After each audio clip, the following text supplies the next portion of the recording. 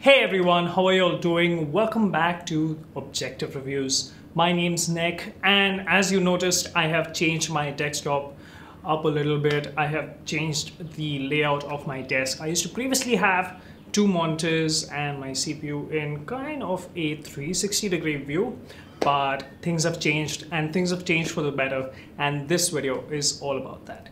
If you're watching this on an HDR display, I would recommend that you go and watch the HDR version of this video, which is linked down in the description. So as we've pointed out, I have changed up my desk a little bit, and it's all for a good reason. The problem was about space for one more computer on my desk.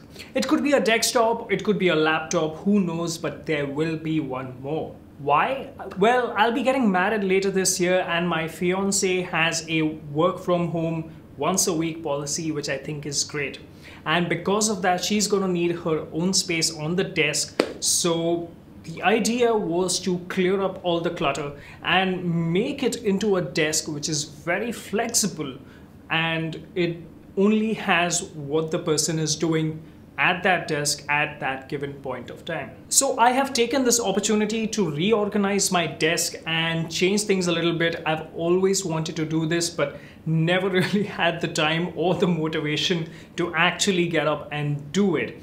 And now that I have, I'm really glad I did. So a quick rundown of the various things that happen on this desk. My daily work involves a lot of writing, reading, and reviewing code.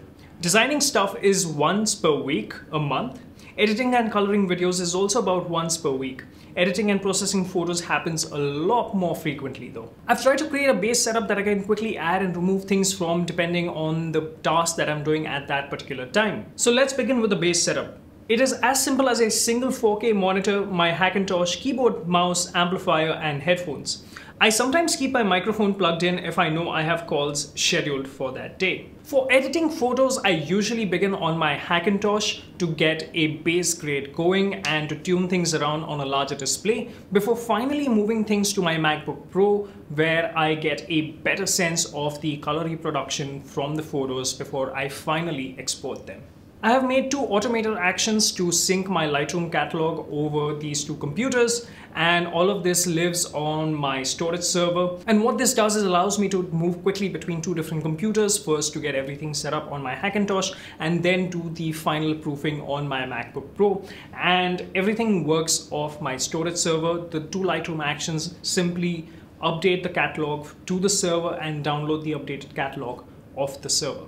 I was hoping that Adobe would improve this situation in the 2019 update of Lightroom and their Creative Cloud products, but unfortunately that is not the case. So I am looking to move away from Lightroom. I'm currently evaluating DxO's Photo Labs and gonna see how that works out, if it works out. I'll make a separate video on that soon. Coming to color grading and editing videos, I plug in my iPad to the Hackintosh when I need to work on an HDR video.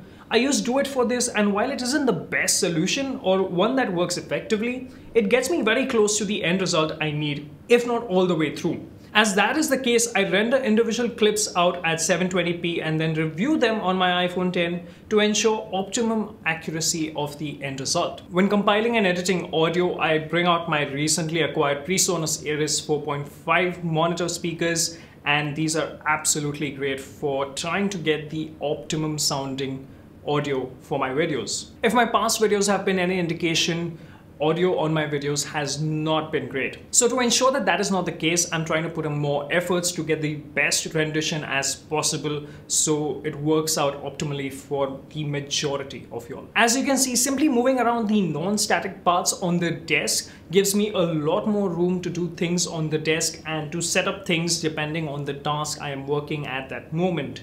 When I'm color grading videos, I don't need my speakers attached. When I am working on audio, I don't need my iPad there or my camera there. When I'm editing photos, I don't need the speakers or the iPad there.